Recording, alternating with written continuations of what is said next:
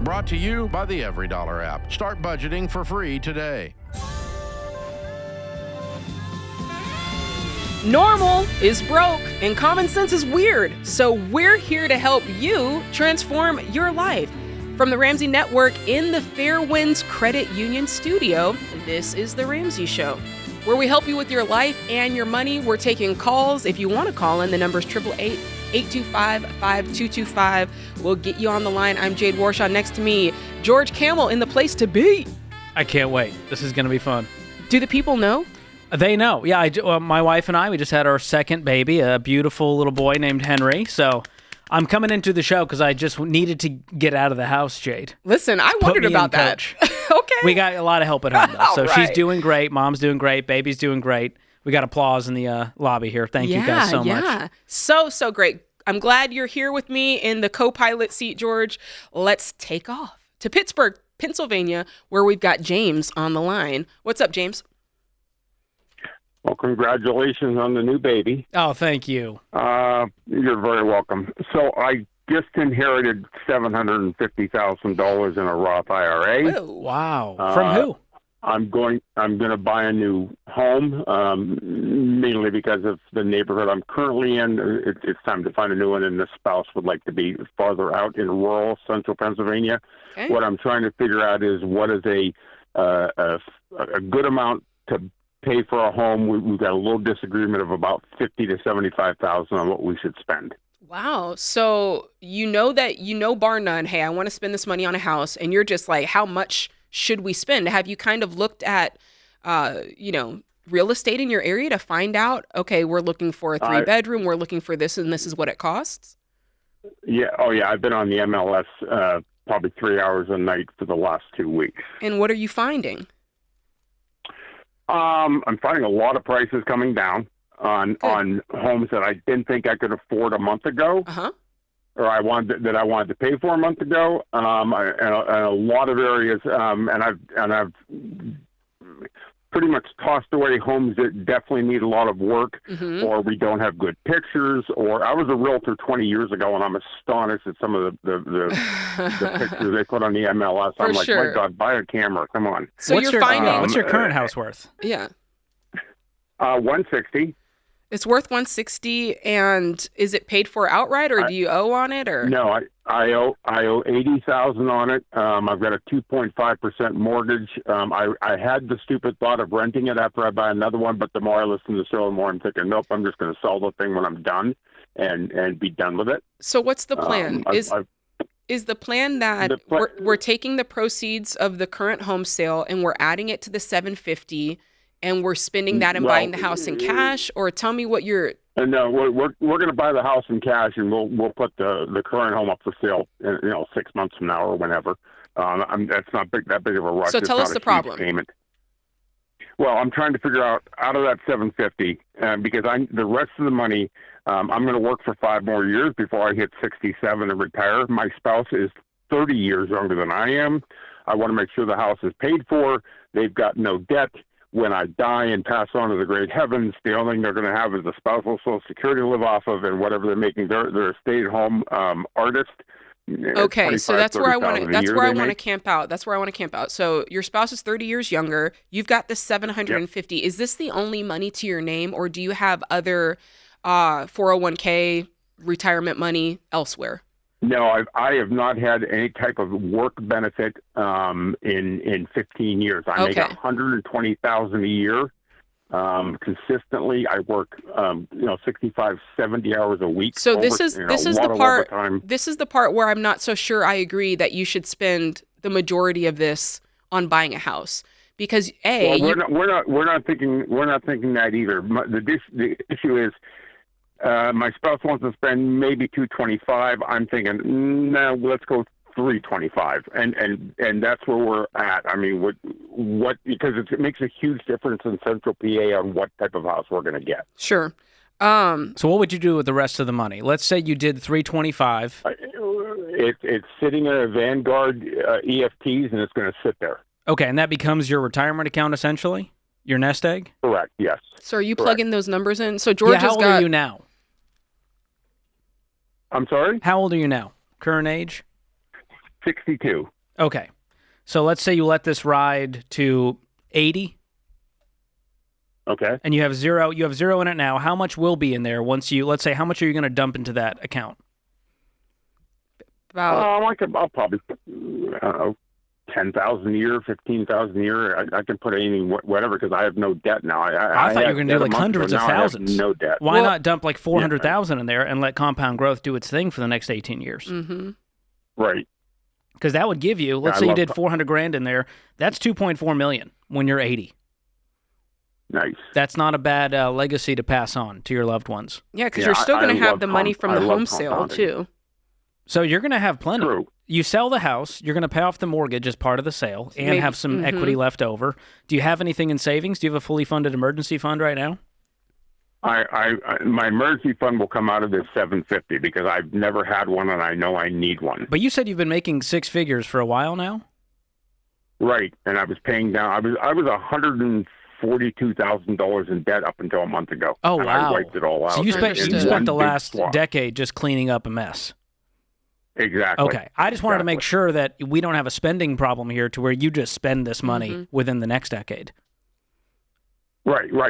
Understood. And what about your spouse? Do they work? You said they're an artist.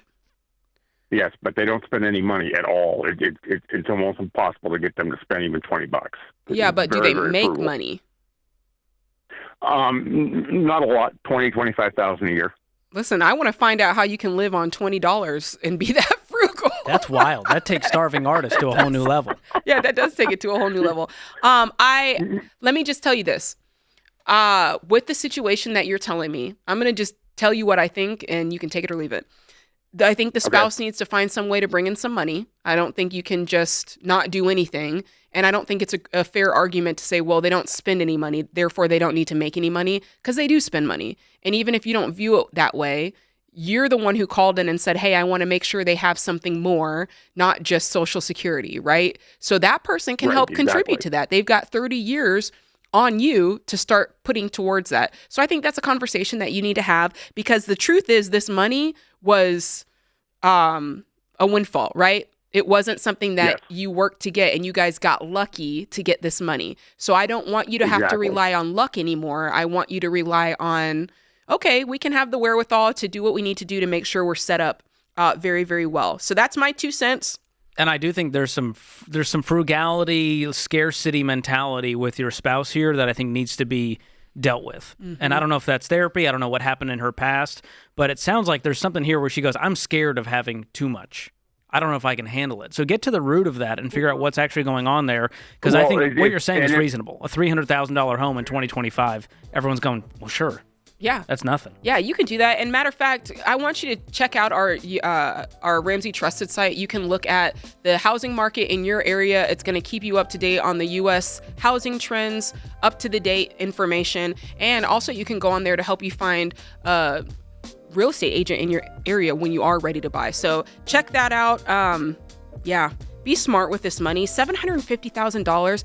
It's a lot of money, but if you're not smart with it, especially when you're talking about something like house, real estate purchases, it can be gone in 2 seconds. Gone with the wind. You're gone with the wind, and you need that.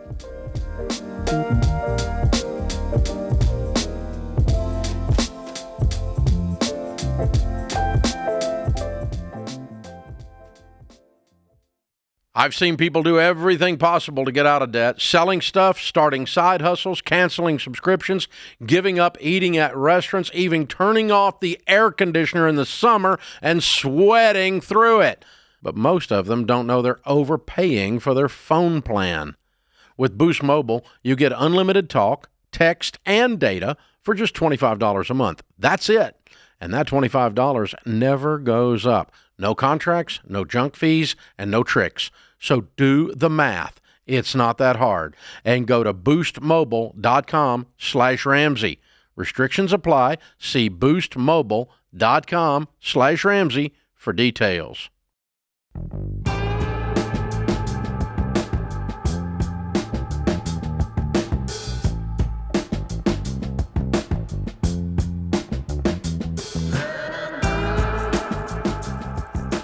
To the phone lines we go, where we have Jesse in Maui, Hawaii. What's up, Jesse? Hi. Congratulations on the new baby. Oh, thank you, Jesse. So kind. This is a fun day for me. It is. Everyone's so day. nice. Yeah. I know. How can we help, Jesse? So I have started following you guys, like literally eating, breathing, sleeping, Ramsey. Oh yeah. And Drank the Kool-Aid. I'm deep, but I want to just confirm if I indeed have to downsize my home. Oh. In order to survive this situation. Yeah, tell us more. Tell us, what do you make every month? Yeah. Well, currently I'm making $6,000 with my part-time. I'm a nurse, but about 3 years ago, I got a divorce plus an injury. Mm-hmm. And so I was at 135 mm-hmm. and I was able to do everything, but I assumed the debt for the divorce. And I was unemployed with the injury with no income for several months. Oh, shoot. So now I'm working. So I'm at the low end of a nurse's spectrum, but I am applying and, trying to find something that I can do. Are you able to work full-time now? Yeah, I'm full-time, but I'm not able to work like a floor, like hospital kind walking. Yeah, so that limits your income to a different role. Yeah. Okay. How long? Yeah, so I am... Yeah. How long till you feel like you would be at kind of an optimal nurse's salary, and what would that be amount-wise? If I got the position that I'm trying to apply for, I'd make probably 10 to 11 starting, maybe 10,000 a month starting. And what's your mortgage payment every month? Supplement 39. Ooh. I'm sorry, 29. No, I'm sorry, 29 and change. Even still, but. So right now it's about half of your income every January, month. Yeah, but I have a 1100 HOA, which is starting in January. It's going up, and I have the debt. You must have a nice view. I have Parent Plus loans. I do.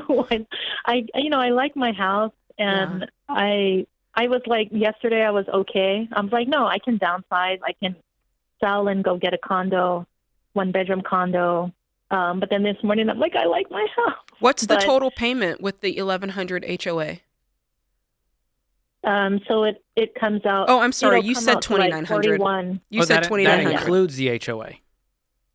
No, the HOA is separate, and they're raising it to 1,100. So we're talking. It's going to be $4,000 a month here shortly. Yeah. Okay. It is, which is like. That's the part that scares me. 69% of my income, according to the dollar. Yeah, I mean, you can't live like that. So the question is, in reality, the grandest scheme of reality, how quickly can you get to this $10,000 payday? And when I say get to it, I mean you're taking the check home.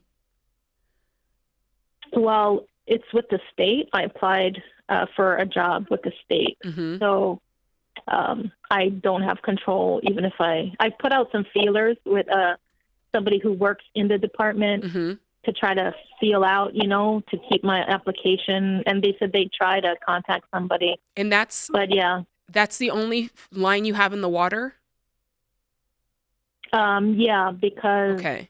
And how long has it been there? How long since you applied? I just applied last week. Okay. So we've got to, why I'm asking these questions and why I'm being so direct is we've got to kind of have a breaking case of emergency button here to where you can't go on with this being 69% of your income for much longer. So if you said to me, Jade, I applied for this thing a week ago and I'm giving myself 3 weeks. If I'm not pretty much 100 that this job is happening, I'm moving. And I feel like that because, hey, this is your only line in the water. It's not like you're telling me, hey, I've got a lot to choose from. One of these is going to pan out. You've got one line in the water and it's been a week. You haven't heard anything and you're not really sure what lever you can pull to make it happen is what I'm gathering. To go back to my original salary, I have to go back to basically middle management or higher. And that's kind of what killed me in the first place and why I was going to take a break from it and go. Yeah, I don't want you to take a job that kills you just to keep a house you like. That's not worth it. Your quality of life will go down. And not to mention, let's just be honest, even with the $10,000 a month, a $4,000 payment is still higher than what it should be. And it's not going down. Yeah. With insurance and property taxes and HOA, that payment's only going to increase go up until you pay off the mortgage. So I think, as my friend Dr. John Deloney would say, we need to grieve the picture you had of your life, where you were 100% healthy, married. Here's what our life's going to look like. We have this beautiful home that we can afford, and now there's a different picture. And so I think we have to kind of choose reality and go, okay, what can I afford right now? Maybe one day we'll get back to this beautiful home or something like it. But right now, you got to do what's best for you, especially with a pile of debt to clean up. How much is the debt? Yeah. With the parent pluses that aren't in my name, but legally I think I'm responsible for them. No. Well, you signed did you co-sign for that parent plus loan? Someone did. Yeah, it's in my ex-husband's name. But you said you assumed all of the debt? I agreed that I would pay it so that he wouldn't touch the house. Okay, so it's part of the divorce agreement. Debt-free. Yeah, that's when I was still working. Like, I left him debt-free. And if you sold the house, could you pay off all of your debt? What's the total debt, excluding the mortgage? 99. Okay, so you owe 99. 99,000. And what's the house worth, and what do you owe? I owe $323, and I'm crossing my fingers to put it on the market for 1.2. Okay. Oh, okay, good. So you would clear the debt and probably have enough money to purchase something in cash. Yeah, I was hoping to downsize to go to like a one-bedroom condo. Condo prices are dropping in Maui because of the fires, and just there's new legislation about Airbnbs and such. So I was thinking if I sold, I could get a one-bedroom condo maybe for like $500. Could clear some of this like debt that. too. Clear the debt out. You'd be in a very different place. Because here's the thing, even if you were able to pay the debt off, you still have the same problem in front of you. The mortgage is just simply too high for your income. And unless you see it going up to $15,000, $16,000 in the near future, it's still going to be a lot of your take-home pay, taking away from your goals to pay off debt, get the emergency fund, invest for the future. Yeah, not as a single person. Exactly. And if you're married again, we'll reassess the picture. Sure. So the 99,000, that's it for you. Of debt. That's including the parent pluses that I agreed to assume. Yeah. Listen, I think that's the move. They're not in my name, but I think that's the move. You've got an opportunity here. You clear this mortgage. It's a headache for you anyway. You take some of the money that you're going to gain here. You pay off the 99,000. You find something that you can afford in cash. And if it takes a while, if you say, hey, I'm going to rent for a bit until I maybe save up a little bit more if you need to, then so be it. I think right now, to George's point, you're starting a brand new life. And the good news is you've got some equity to build that life off of, but you also have time. Like, there's nothing that says I have to. Now, you do need to get out of this current house, but there's nothing that says that you need to hurry up and buy the next one. You can take some time and really decide what a new property looks like in this phase of life. And I like that for you. I'm breathing the freedom of having $800,000 to take $500, throw it at a home, $300,000 left over, take 50 of that for an emergency fund, and you still have $250,000 down payment for your future home. And so I love this. I breathe easier just thinking about that for her versus I make $6 and I owe $4 every single month. Yeah. Am I going to be able to eat and pay down my debt? You know what you're saying, George? Some of the hardest advice that I feel like we have to give is to tell somebody to sell their home. But it's kind of like, what are you trading? Because when you call in, you're full of anxiety, you're full of stress, the payment is about to, knock your block off. And so it's like you're so focused on wanting to keep your kung fu grip on that house. But if you would just let it go, like you said, you can finally breathe. The stress is gone. You don't have that crazy payment again. And you've given yourself the opportunity to get something that actually is sized right for your lifestyle, for your budget. Listen, that's a win-win. Make that view a screensaver for now and put it on your vision board. We'll get back to it in no time. But right now, we got to clean this mess up. We're wishing you the best.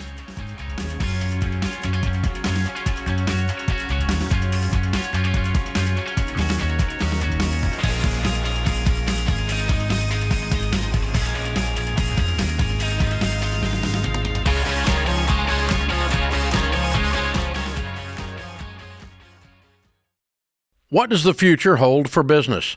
Ask 9 experts and you'll get 10 different answers. Economic growth or a recession? Business taxes will go up or down. AI will help us work or it will replace us all. But there's no such thing as a crystal ball. That's why more than 42,000 businesses have future-proofed themselves with NetSuite by Oracle, the #1 AI cloud enterprise resource planning system. Ramsey Solutions uses NetSuite, and you should too. Whether your company's earning millions or even hundreds of millions, NetSuite helps you respond to immediate challenges and seize your biggest opportunities. With one unified business management suite, there's one source of truth for the visibility and control you need to make quick decisions. NetSuite's real-time insights and forecasting help you see into the future with actionable data. And when you're closing the books in days, not weeks, you spend less time looking backward and more time focusing on what's next. And speaking of what's next, download the CFO's Guide to AI and Machine Learning at netsuite.com/Ramsey. It's free at netsuite.com/Ramsey.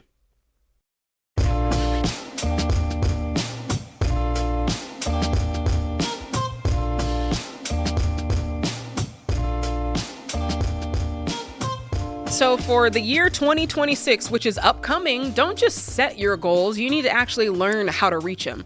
And the 2026 Goal Planner is here and packed with monthly content from myself, Rachel, and Dr. John Deloney that is going to help you stay on track with your money, your faith, and your relationships. And it's actually going to help you follow through on your goals, for some of us for the first time ever. Now, remember, we sell out on this product every single year, so do not wait. Make your purchase today. Get yours today for $49.97 at RamseySolutions.com/store. Or if you happen to be watching this on YouTube or the podcast, you can just click the link in the description. All right, let's go to Nicole, who is in Ohio. Hey, Nicole, what's up? Hi, how are you guys? Doing good. How can we help? Good. So I have a kind of not really quick question. So I am currently in school. I'm set to graduate at the end of this year. Mm-hmm. I left my job a year ago. My husband was making $60,000 a year. Very recently found out I'm pregnant with twins. I've already got 3 kids. Wow. Yeah. However, here's where it starts getting a little wild. We had a recent chain of domestic events, so I now have a protection order against my soon-to-be ex-husband. I'm filing for divorce. Oh, my goodness. So sorry. And, I mean, with me, so I'm not working. I'm not set to graduate till later this year. And I have no savings. My only income is child support from my first 2 kids. So I guess I'm kind of just like, I don't really know what my next steps are. My parents, luckily, I rent from a family member, a home from a family member. So like that asset was protected. Me and the kids we're safe now. And that's where we are. But there's been talk of like, should I just go on state benefits until these 2 babies are born? Mm-hmm. Should I go ahead and try to find a job now, even though I'm in school full time? Like, I don't really know what to do. Well, I'm sorry that you're going through this. This is really tough. I want to clarify a couple of things you said just to make sure I understand everything. So, pregnant with twins, and that's from the soon-to-be ex, but there's another person from the other 2 babies that's paying you child support. Did I understand that correct?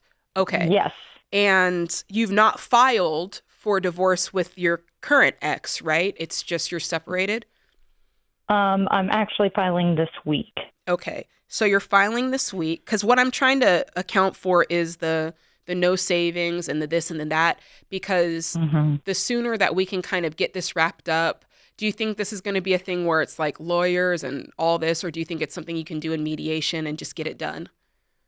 I think he is going to fight it. So I have already contacted a lawyer.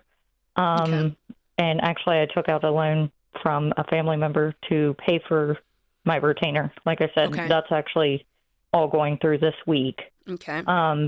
But I have a feeling he's going to try to drag it out. So, okay. Can you give us a picture of what you guys' financial picture is? Like how much debt is there? Is there any money between the 2 of you? Is there any assets? Can you tell us that right quick? So kind of luckily, there won't be many assets to split. Me personally, I do have student loans. I'll have about $60,000 when I'm done. But as far like the car's paid off, the house is, in a family member's name. There was no big bank accounts, nothing like that. Which I guess it kind of paid off to be a little broke. So you'll likely walk away from this with $60,000 in your student loans and no money in the bank? Is that what you're assuming? Yes. Okay. Yes. What are you going to school for? Nursing. Okay, and that's done in December? Yes. And you can immediately get a nursing job, or is there you need to take the exam? I will have to take the national board, state board. But other than that, yeah. And we've actually been encouraged to go ahead, start applying now, which I have, not as a nursing job, but I've applied for a position within a hospital. I'm just waiting to hear back. Okay. And then what does childcare look like for 5 kids? So my parents are both retired, so they watch the 3 now, and they'll watch these 2 when they're born. Great. Also. Wow. Great. That's a blessing in this nightmare, at least. Yeah. Okay, and they've committed to say, hey, we're going to watch all 5? Yes. At no charge, or do you pay them? Nope. I jokingly, when my mom quit her job, I was like, well, now you get paid in love. And she was like, yes, I do. Wow. That right there is enough to answer the question that you asked before, because before you said, hey, do I need to go on basically government assisting? And so for me, I'm thinking, okay, your housing is covered because this is a family member's house that you're living in. You've got childcare, which for a lot of us is the next biggie. So out of your 4, what I'm going to call 5 walls in this case, since of the childcare, out of those 5 walls, now we only have to cover food, transportation, right? Keeping the utilities going. Are you working? Is there any way that you can work at all? Because you got to have something coming in and do school on the side. Is there any way to make that happen? Yeah, and like I did apply for a hospital job. It's not a nursing job yet, but they did say that like a role transition would be an option. Oh, great. Do you know what that role would pay? Is it more administrative? It's like 18 to 22 an hour would be my guess. Okay. Great. And how many hours a week do you think? About 24, because I'm in school full time. I'll actually we're getting ready to start our next quarter, so I'll be in school 3, sometimes 4 days a week. Okay, but you could still bring in, $1,500 to $2,000 a month doing that part time, which lets you survive through this period while finishing school. I would encourage you, because you're this close and you have that childcare provided, I would finish, because this income is going to be your path to freedom. Yep. To getting rid of these loans. Not finishing school isn't an option. Okay. It's just a matter of, can I balance the school? Because nursing school is really hard. Yeah. On top of being pregnant with twins. When are the twins due? They are due in March. Okay. Yeah. Ooh, if you can make it to the finish line, and listen, twins is a whole other set of circumstances. If you can get these first, 4 months and keep working, keep going to school. I'll be honest with you, I don't know how long that's going to last carrying twins. Hopefully you're able to go till, how old are you?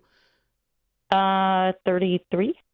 Okay. Hopefully you're able to go till term, finish out at least your school year, and get that going. But listen, that's my prayer. Because if you can do that, yeah, you can avoid government assistance. You've got so many people in your corner that seem to be willing to help you out.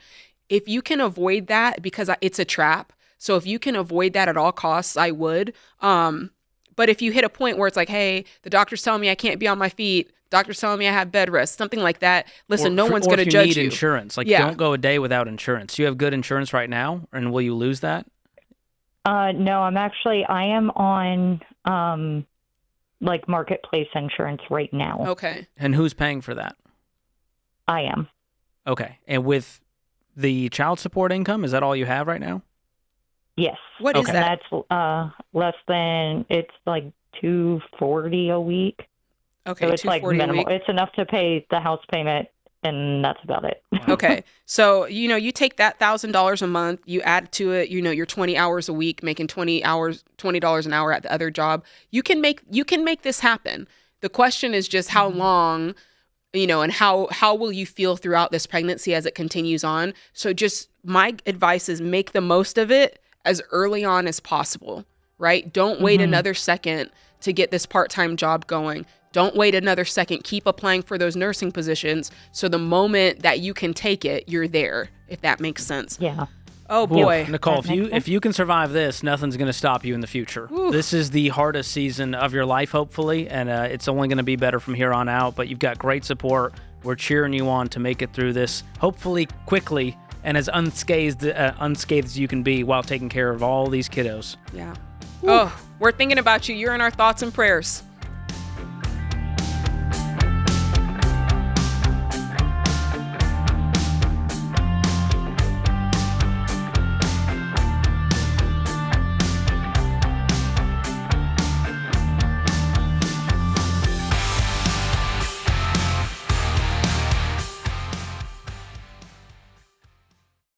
Buying a home these days can be a real dog-eat-dog situation. Just when you think you've found the right house, somebody else swoops in with a better offer. So you need an edge. Home Buyer Edge from Churchill Mortgage can help you win against the competition with the ultimate triple threat for home buyers. 1, your pre-approval is handled by real humans, not just a computer, so you're positioned like a cash buyer even without the cash.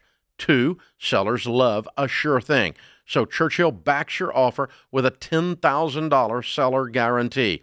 If your loan falls through, the seller gets $10,000, which takes away their fears about financing and gives them another reason to say yes to your offer. And 3, Churchill secures your rate for 90 days, so you don't have to worry about the interest rates going up while you find the right home. It doesn't cost you anything extra, and if rates drop, so does yours automatically. With Home Buyer Edge from Churchill, you're not just another buyer, you're a top contender. Go to churchillmortgage.com to arm yourself with the ultimate home buying edge today. That's churchillmortgage.com.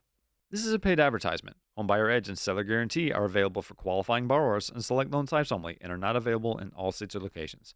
NMLS ID 1591, NMLSconsumeraccess.org, Equal Housing Lender.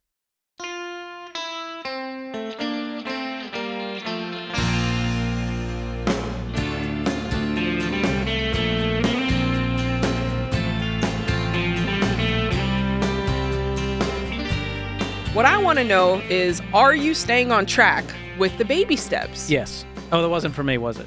Well, George, I sure hope you are. For crying out loud. You couldn't stop me if you tried. I know I couldn't. But I want to know, the folks out there, you listening, are you staying on track with the baby steps? Do you even know? Because if you don't, you need to take a quick quiz to check your progress. And when you take that quiz, you will receive a personalized plan that's just for you.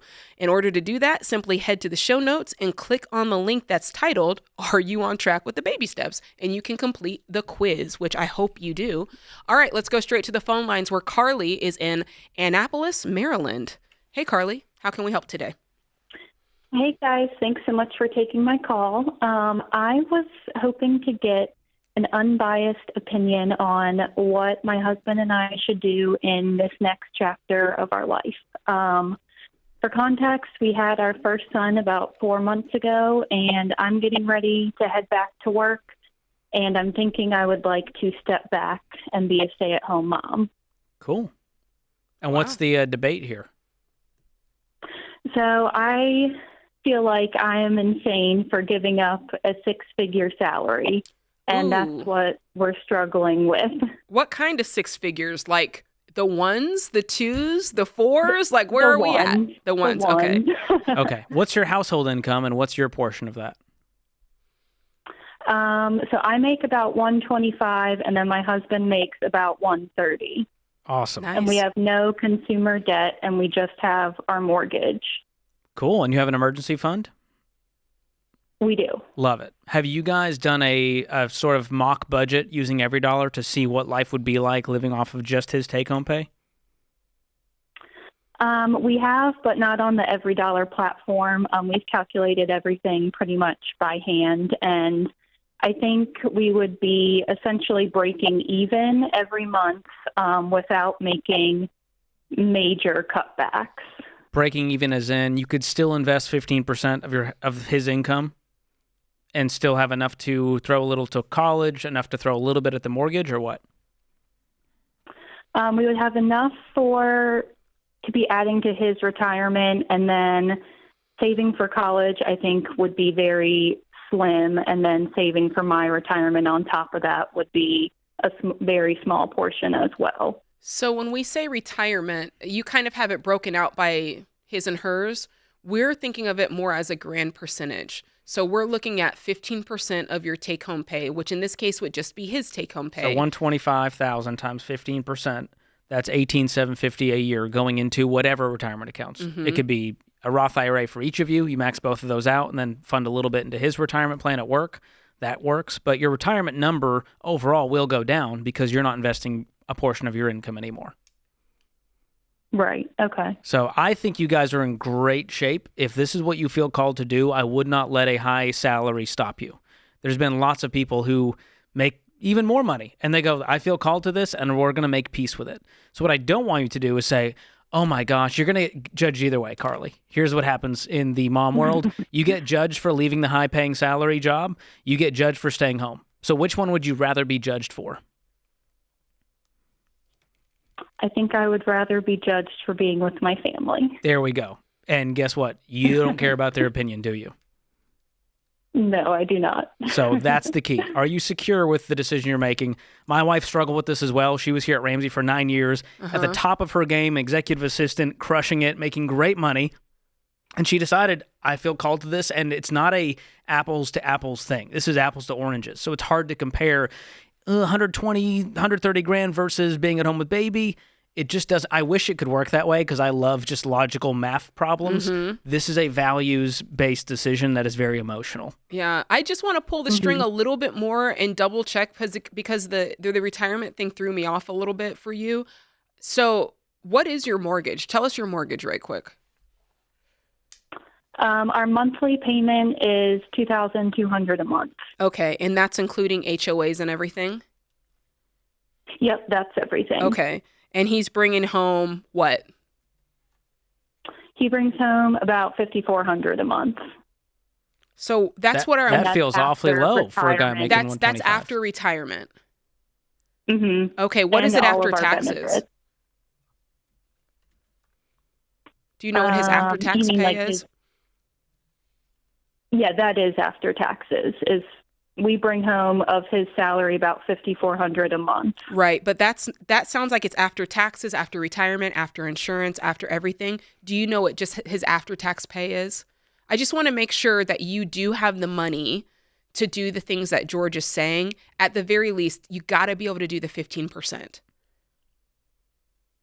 Okay. Yeah, I do not know that number off the top of my head. So that'd be your homework. If you were going to sit down with your husband tonight, just say, hey, let's look at what you're making after taxes, and then let's compare that to what our take-home pay, to what our mortgage is, and kind of see where that lies, because what you're looking for is you got to make sure he's not just investing up until the match, that he's really doing 15% that's going to set you guys up for the long term.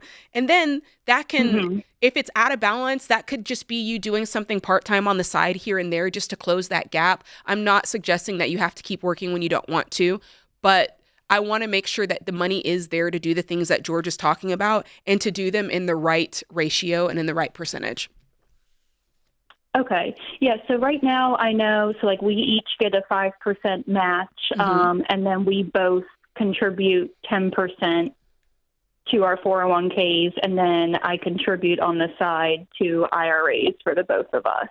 Okay. So it sounds like you're there. Just double checking those numbers to make sure and doing them as a full percentage, and just remembering, your money's not going to be there anymore. It's just going to be based on his salary. But I like it. I like the idea of staying home. Yeah, a lot of green lights here. And the fact of the matter is you might have to make sacrifices. Your lifestyle might look different. We might not eat out as much. We might need to, lower our self-care and fun money budget. But I think the trade-off is absolutely worth it. And if you ask anybody who stayed at home who feels called to it, there's no regrets there. So I think you're thinking through the right thing. It's a values-based emotional decision that then leads to a math problem. Yeah, I agree. So those are the two parts we have to figure out. And if the values emotion part's there, Now it's just what sacrifices do we need to make? What must be true for this to happen and not be super stressful? Where we go, money is so tight that we can't breathe. And listen, very rarely, it's like, no, you can't. Like, you cannot stay home. Like, if you stay home, no one's eating. I mean, we get calls from people making,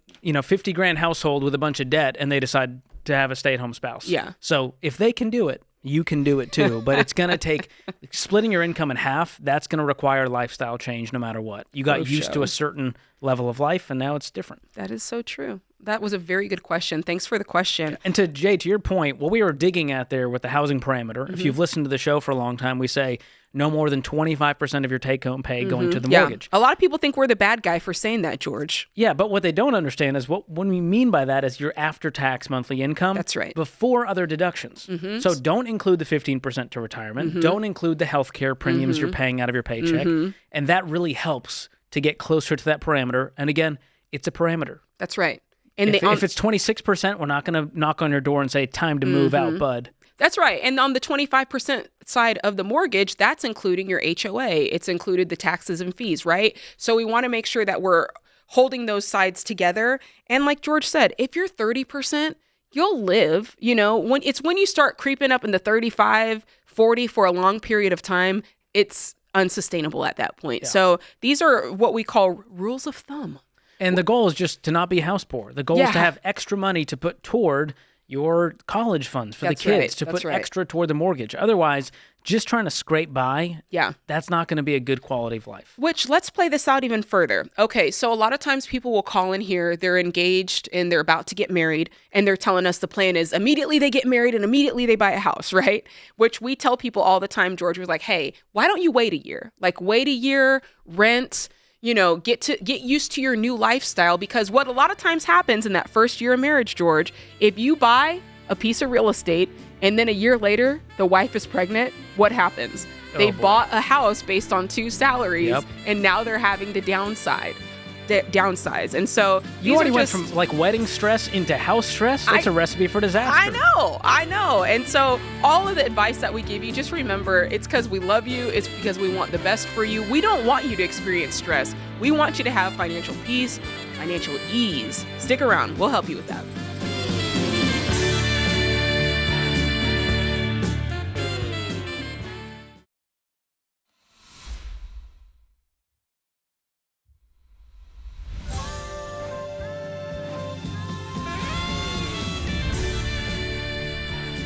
Normal is broke. Common sense is weird. So we're here to help you transform your life and your money. From the Ramsey Network in the Fairwinds Credit Union studio, this is The Ramsey Show. To get involved in the call scene today, you can call 888-825-5225 to get your name on the line. I'm here hosting. My name's Jade Warshaw. Next to me, George Kamel. George, are you ready to get it on and I've never been more ready. All right, let's do it. We've got Elaine from Indiana on the line. What's up, Elaine? Yes. Hi, thanks for taking my call. Yeah, how can we help? Yeah, so I am dealing with a little bit of financial infidelity from my husband. And I'm just kind of wondering, how we can move past that. The original incident, it's happened several times, but the kind of straw that broke the back was about a year ago. I learned that he had borrowed about $14,000 from his employer. Oh, gosh. I guess they offered to pay off a debt that was trying to garnish his wages. Mm-hmm. What was that debt? I found out it was he had started a business several years ago, and so we're working on paying off a lot of the consumer debt that was kind of left over from that. And so, did you know about that debt before he got the loan to pay it off? I did, and we did get a notice about the they had filed the lawsuit, and it was a court date. He said he went to the court date, explained to them that the business had been closed, and they kind of just said they were washing their hands of it, and I didn't hear anything else about it. So he made up that entire lie that they.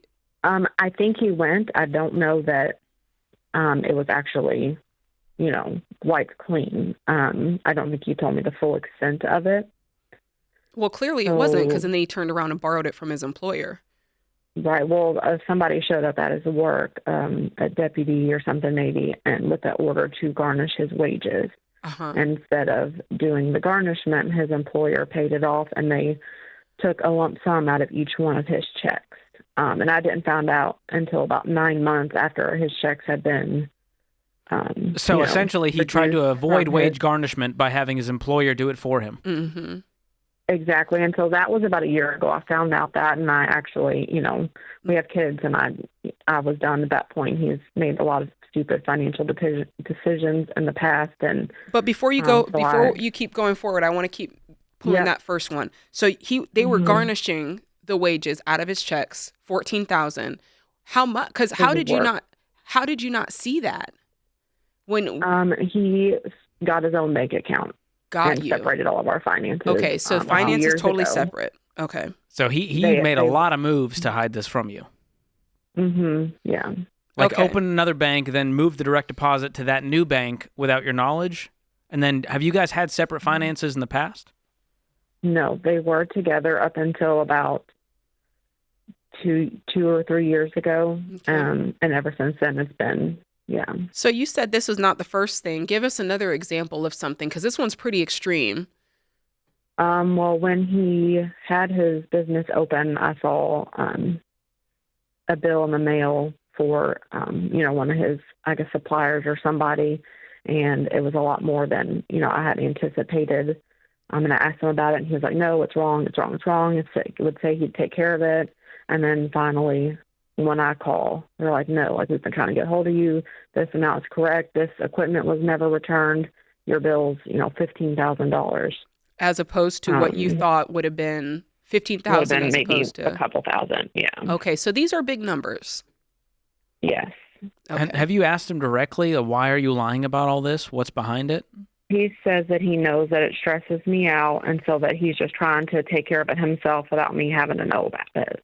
So take care of it means more lies, more hiding things. Right. Correct. And you've made it clear that's not how you're going to rebuild trust in this marriage. Right. Yes. Has he fully owned up to all this? Like, where is he at today?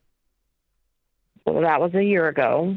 And I said that I was done and I was tired of him lying and hiding things from me. And I actually moved in with the kids with some family, and we, he cried and he'll never do it again. And so we decided to work on things. So we're living with family, and collectively, we have probably about $90,000 of debt from this previous, company that he had started that didn't work out.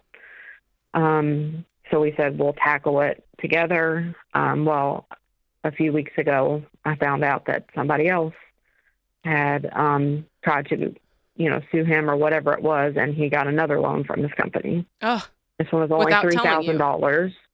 Yep, and that for the past 3 months, he's been paying that off, and it's paid off now, and we were able to pay off the $14,000 one, once I found out about it, and I said, let's put everything towards it, and so we did that.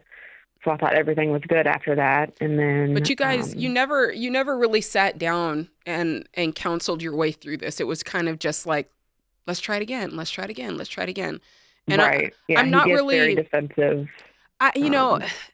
Here's the thing. You're telling us this. I 100% believe what you're saying. You said you left him and he cried and all this stuff. I don't know what the word is for that, but there's a word for the fact that he's making a mistake, but he's putting it on you by saying, I don't want you to be stressed. I don't want you to be the one that's upset. This is too much for you. Like, there's a word for that. I don't know what it is, but I know I don't like it. And there's just part of this where, you've outlined many instances, and yet he continues to do the same kind of crazy, erratic behavior with his debt and with his money.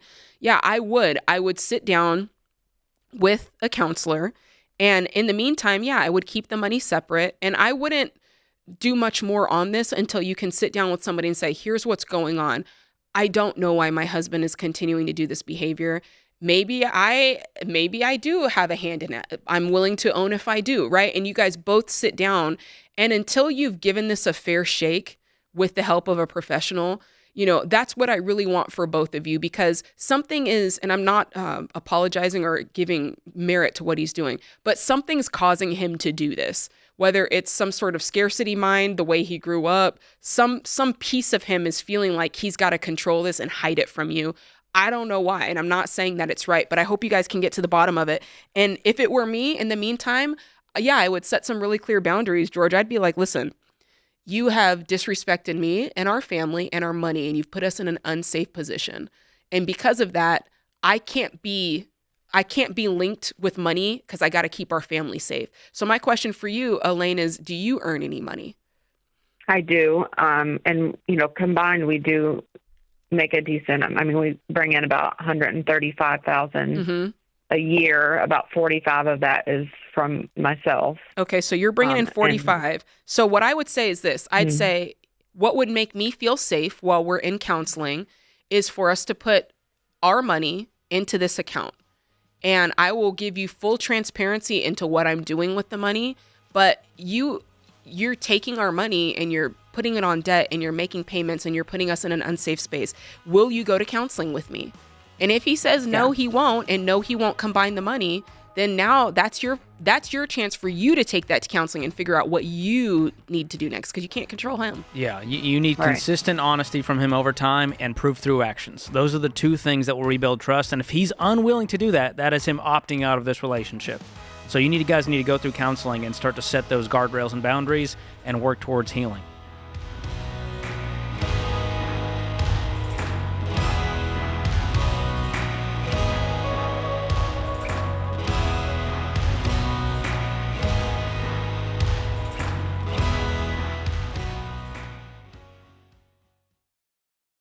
I've been doing this show for over 30 years, and some of the saddest calls I've taken are from situations that are completely preventable. Yeah, and what's so hard is I feel like one of those, especially the ones that I'm like, oh, it's terrible, are people that call in and their spouse has passed away suddenly and they don't have life insurance. We actually took a question of a lady, and she had 3 kids, pregnant, and husband didn't have life insurance. And I'm like, I can't even imagine. Or even if it was opposite, right? If a mom passed away, there's a dad with kids and trying to figure out, how am I going to afford childcare? How do I outsource some stuff that maybe she was doing? And it just takes the grief and the sadness of something like a sudden death to a whole new level. Like when you have to think through, how am I going to pay my bills? How am I going to eat next week? Yeah, in the middle of all that grief. Like it's terrible. And so life insurance is the one thing, especially as a mom with 3 little kids, that I'm like, so big on for people to get because it's inexpensive. Xander is the place that Winston and I actually get all of our life insurance, and we keep re-upping it because I'm like, I just want it there. Like there's something about that safety of knowing that you have money if something suddenly happens. And it doesn't cost much because Xander shops among a gazillion different companies. It doesn't cost much. You just have to admit that someday you're not going to be here. You got to say it out loud, and you got to say, I'm going to say I love you to my family by taking care of them and taking the time to put this stuff in place. The cost of stinking pizza. It really is. So that is one thing to do, to say I love you to your family. So we've used Xander for all of our family's needs for insurance for many years, including, of course, term life insurance. To get a free quote, go to 800-356-4282. That's 800-356-4282, or go to Xander.com.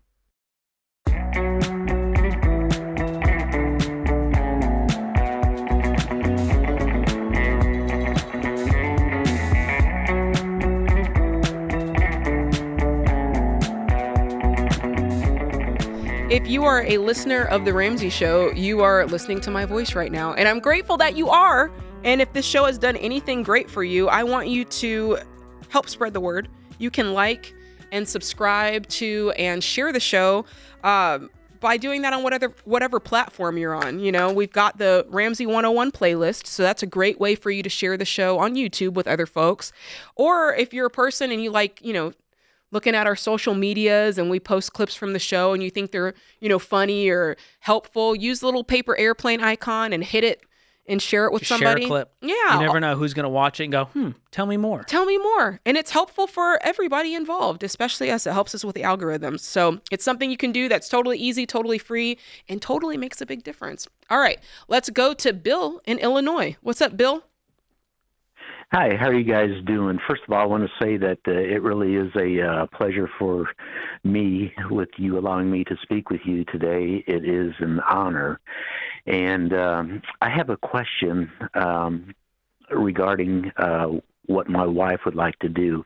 And basically, I want to find out what is the best way to convince my wife that keeping cash out of circulation, meaning out of bank accounts, that it isn't a good idea. And there is a backstory to that if, you'd like to hear that. Sure. How old are you two? I am 62 and she is 64, and we've been married for 6 years. Okay. And I assume part of the backstory is there's some trauma from the past where she has her security gland is just popping off, going, we cannot keep this money out there. Was there theft in her life? Was she poor at one point? What happened? You're a little bit right. It deals with her dad, my father-in-law. And he was placed in a nursing home in 2021 and passed away in 2024. He had no savings to speak of, and he had the Social Security income, which, of course, was taken by the nursing home. And he possessed several low-value properties to include his home, which sold for $40,000 in 2023. So in addition to Medicaid, the state of Illinois conducted an audit of his assets that my wife had to painstakingly research to include collecting and researching, all his bank statements. And she had to account for every penny he had spent for the last 3 years. And that consisted of going to the bank and explaining the situation to them and, pulling all those bank statements. And then she had to provide a reason why assets, which he was a mechanic. He had some old cars and they were sold, and she had to backtrack to find out when they were sold, to whom, and for how much. So she's just sick of dealing with banks and she doesn't money want Uncle Sam and all involved. Yeah. Right, and it was very painstaking and loss of sleep, tears, and of course, when a spouse feels stress, the other spouse is going to feel that too. And there wasn't much I could do as far as, consoling besides helping the best that I could.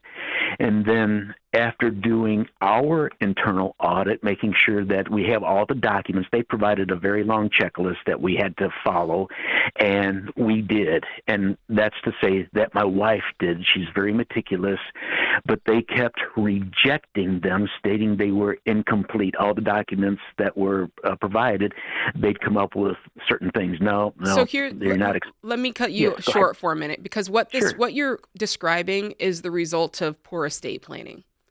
There's no doubt. And inept government bureaucracy on top of that. Exactly. So you got both and there. And what you're attempting to do is avoid that completely, because what you can do is manage your money properly so that whoever precedes you and outlives you doesn't have to go through the bureaucracy that she had to go through, right? So if we can help her to understand that, I think we can win this battle. How much money is she wanting to keep on hand in cash at the house? Right now, we got 25 and probably around 75. 25 and 75, or 75 total? 75 total. $75,000 just sitting in a safe? Right. And she says that would make her comfortable. And of course, being her husband, I want to make her comfortable. And you guys are not broke. If you have 75 grand sitting around. Well, is that the only money to your name? No. Okay. There's retirement accounts. You have a house, all of that? Absolutely. Okay. And what's your net worth? Debt we have, the only debt we have is the house, which is it'll be less than 102 after our payments that we make this month. What's it worth? The house is worth $304 according to Zillow. And what do you have in retirement accounts that are invested? We have a total of $652,349. Okay, great. And so she's just saying, hey, this $75,000, that's your emergency fund, more than 3 to 6 months of expenses is probably. She's like, I don't want to keep that in HYSA. I just feel better having some cash money in a safe in the house. Is that basically what you're saying? That is correct. So if I were to go into a home, she didn't want to be in the same type of situation to where I'm retired military, so I feel that I would based on things that I've been exposed to throughout my military career, that I would be the first one to go in. And I just want her to not have to worry about the same things that she had to go through with her dad and his estate. We are more organized. We have, you are. I can already tell that you are. And here's the thing. This $75,000 is neither here nor there in the conversation that you're having. The whole idea of estate planning and being well prepared, that really has nothing to do with the $75,000. This is a small detail of a bigger estate that it sounds like you have planned. The biggest thing to make sure that she feels good is you both need a will. You both need to probably sit down and find out, is there enough wealth or is there enough transferring going on that maybe you need a trust, right? So that's the bigger conversation. And you guys can sit down and have that. You can take the wills quiz that we have that will decide if you can make a will on the spot or if you need to go a little bit deeper and do a trust or something like that. So that's your homework. And when you get off the phone, Kelly will pick up and make sure you're set up with that wills quiz. But this $75,000, listen, I'd probably split the difference with her. Honestly, I would say, hey, sure, we'll put half in a high yield savings. And if we get a safe for the house, we can put half there. I really don't care much on it. Yeah, you're going to lose out on a little bit of, compound growth from the interest. But I particularly, with what she's been through, I wouldn't die on this hill. I would maybe, like I said, try to get half of it in the bank. But the bigger, do you agree, George? The bigger conversation is not this $75,000. Yeah, it's a small part of your world collectively. You guys are just about millionaires, and so this is not a make or break, but I do think we need to deal with the scarcity mindset behind it and helping you understand, hey, what happened in the past is not going to happen in the future because we're setting our life up in a very different way than your father did. And there's more risk in her having it in a safe at home than there is having it in a bank account. There is a higher percentage chance that a natural disaster, theft, loss, inflation eating away on the buying power versus having it grow in a high-yield savings account, there's more risk there than there is of the government's going to come take this money one day to pay for your home, to pay to have you in a nursing home. I don't know if other states have this, but in Illinois, there's a spousal impoverishment law. So hypothetically, if we had separate savings accounts and I went into a nursing home and then where we couldn't, or my wife couldn't pay any more for the nursing home, they would start going after my assets. And I would feel that will protect. But you're going to have a net worth. Your net worth is going to be so much so that you guys are going to be able to just live off of the interest, and that nest egg is going to be there to provide for care. Because to your point, the average person is only in a nursing home under 3 years. So it's not going to be 10 years of draining this account down. And I would personally work with an estate planning attorney to walk her through all of this, to have a professional go, hey, here's how to protect the stuff you're talking about. Here's what will and won't happen in the future based on how we set this up. That will give her some critical confidence she needs. Yeah. I'm so sorry you're going through this, man. That's tough.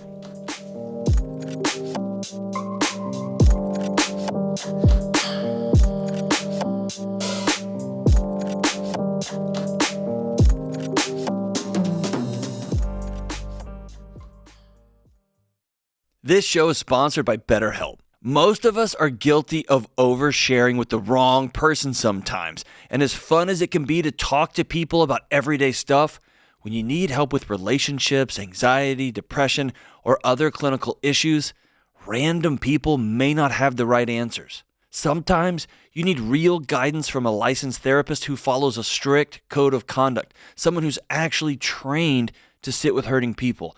And that's why I recommend reaching out to my friends at BetterHelp. BetterHelp is the largest online therapy provider in the world. That means no matter what you're facing, they've probably got someone who specializes in exactly what you're struggling with. BetterHelp is totally online, which makes it easy to fit therapy into your busy schedule. To get started, just answer a few simple questions, nothing scary, and they're going to connect you with a licensed therapist who fits your needs. Plus, if it's not the right fit, you can switch anytime for no extra cost. BetterHelp has been matching people with therapists for over 10 years, and their 4.9 rating shows that they usually get it exactly right. Find the right one with BetterHelp. Visit BetterHelp.com/Ramsey to get 10% off your first month. That's BetterHelp, HELP.com/Ramsey.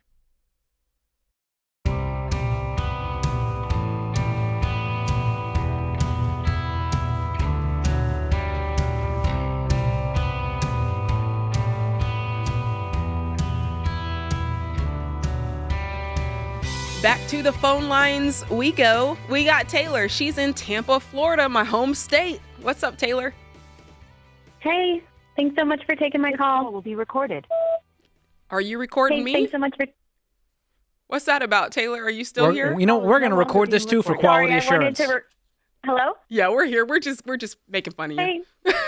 Sorry, yeah. I wanted to record it for my fiance because my question is that we recently got engaged in April, and now we are in the wedding planning process, and I wanted to know what you guys recommend for a budget based on our current finance state, and then also when we're in a non-traditional situation where most of the wedding is going to be coming out of our own pockets and my family won't be paying for it, how can we split up that given that we do make different income? Yeah. Okay, good questions. So is this so that you can prove to him that you're right? So you're recording it just to... Is this really a settle the debate? No, just information gathering. And to be fully transparent, I don't know if I've even fully sold him on having a wedding. What? He hasn't proposed yet? He also brought up elopement. Well, he's proposed. We're getting married, but the actual wedding versus the wedding ceremony and the whole party for all of our friends and family versus just the two of us going on a vacation together and probably cutting that cost in a quarter, if not half. What's his argument for eloping? It'll be cheaper. That's it. And is it because you guys are in dire financial straits? No. So to give you a little background, he W-2'd about $180 last year. I W-2'd about $120. Nice. I also do some babysitting on the side to try and make up for some extra income. He also started a new company last year, and he anticipates to bring in about an additional $100,000 just this year alone. We do have a house together, so we broke the naughty rule. That was before we started listening to your show. Okay. And we bought it in 2021. It was $396,000. Our current principal is about $320. Okay. Our regular monthly payment is about $2,000, $2,400, but we always pay more. We usually pay between $3,000 and $3,500 per month. Do you guys split that mortgage evenly? Car payments. Yes, we do. So he's just kind of he's just being a little stingy with the wedding purse strings is what it sounds like, right? You got money. Yes, How much are you looking to spend? So that was kind of my question to you guys as well, is what's an appropriate amount based on our current finances? Based on what I've been researching, I'm thinking between like $50,000 and $70,000. And when would that be? Do you guys have a date in mind? Next year. Okay. 2026, probably towards the end, like fall. So let's say 1 year from now, we need $50,000 saved. You guys could do that real easily. If you split it up 25 each, let's say, could you save up 25 in 12 months, making 120? Could he save up 25, making at least 180? The answer is yes. You guys have no debt other than the mortgage? We also have a boat. We owe about $30,000 left on that. Okay. Oh, gosh. Okay. You could knock that out and save up for this wedding, no problem, within a year. So as far as who's right and who's wrong, I don't think it's a, if he wants to elope, that's on him. But your dreams and vision is involved now if you're getting married. And so you want to throw a party, let's have a compromise, because you are throwing a party for everyone else. That's what you're doing. That's really the bulk of the cost of a wedding. And so understand that going in. Decide on a number. You're clearly the nerd in this situation. You know your numbers really well. So you run the wedding budget and say, hey, here's what we need to save up each month to make this happen. Are you committed? The only part that I might push a little bit in a different direction, not a different direction, but a little different, is the actual split, like how you split it. I might do it by looking at the budgets, because the truth is he makes a decent amount more than you, especially if he's making that additional $100,000 this year. So he probably has more margin to put towards it than possibly you do. But I would do that process together. I would sit down. I mean, I'm saying this it sounds like you guys have already combined everything, but I'm trying to be correct here. So I'd sit down and look at your budget and say, here's the margin I have. Him look at his paycheck and budget and say, here's the margin I have. And then you guys together decide, well, it makes sense that he would put this much and you would put that much based on your own margins. Does that make sense? Yes, exactly. And I did also want to mention my parents are gifting us $15,000 to do with it as we please, whether that's elopement, whether that wants to go towards our house debt, our boat debt, a wedding. They kind of are just saying, congratulations on taking this step, do with it as you wish. Nice. So then we would just have to split the difference. And also, I have $130,000 in my bank, and he has about $40,000 in savings. Mm-hmm. So we kind of are already there. I mean, obviously, those are our emergency funds, but that's where it's just, frustrating getting over the curve of why we can't afford this wedding when I feel like we are both in a very No, you can't afford it. He needs to change his language and just get to the root of what's actually behind it. And it might just be, I really don't want to spend a bunch of money to throw other people a party. And that's fine, but he still has to put on a brave face, smile, have a good time. He wants the money to go towards his new business. Yes. Yeah. The business. I could buy a new boat with $50,000. A new house, anything. Yeah. Exactly. Well, he's going to have to get used to this because marriage is a team. And so the part I don't like about I make this and he makes this, that's going to become tit for tat scorekeeping for the rest of your marriage. Mm-hmm. It's going to become, you made more this year, so really you should apply more toward this goal, and I'm going to apply this much.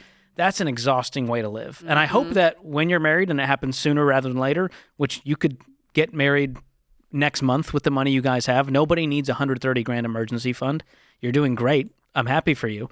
But really, you could have this wedding 4 months from now. Yeah, and then move on with your lives, be completely debt-free, throw the rest toward the mortgage, and start to build a life together instead of one that's separate where, he made this and I made this, so this is how we're going to do things this year. Yeah, I 100% am with George.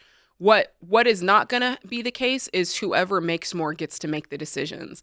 It cannot be that, and it can't start down that path. So the good news is you guys have some time to keep having this conversation. Try to have it in a lighthearted way, but take detailed notes because how he reacts to this is going to tell you a lot about who he's going to be. Man, wedding planning will reveal who you really are. It sure will. It's stressful. It's a lot, but it can be a fun season if you do it right and you guys are aligned from the get-go instead of bickering about it the entire way there. That's not going to be fun. Does it make it easier when your wedding's free? Well, here's the thing, Jade. We had a free wedding, but the parameters around it, we had 50 people. So if you guys don't know listening to the show, my wife found a local wedding contest and we won. That's so back crazy in the day. To me. But they only let 50 people. That includes bride, groom, bridal party, and guests.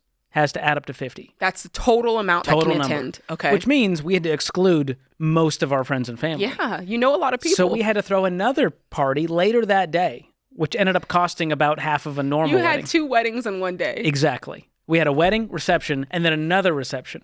I don't think I realized that. I was exhausted. But it was a great time. Highly blessed and favored. Oh, my gosh. Man, weddings are that will really test your and your future spouse. It will. I feel like Sam and I's wedding was pretty smooth for the most part. The biggest thing was I remember getting in kind of a debacle with another family member who was getting married around the same time. So around dates, who was going to get married on which date. Here's my take. If mom and dad or mother-in-law and father-in-law want to invite extra people who you don't even know, they cover the bill for those people. Oh man, that's needs to be written. Take. Moses needs to chisel that in stone because that is, man. I know you want your old friend from college there, but I'm not paying $120 a plate for them to maybe show up. Come on, man. Do you know what I read? I read a good rule of thumb is when you're making the guest list. So if you're going down and you're like, oh, Bob from college, so should I invite him? Or Eddie, we used to be roommates, right? You're going down the list. You're supposed to think about 10 years from that point.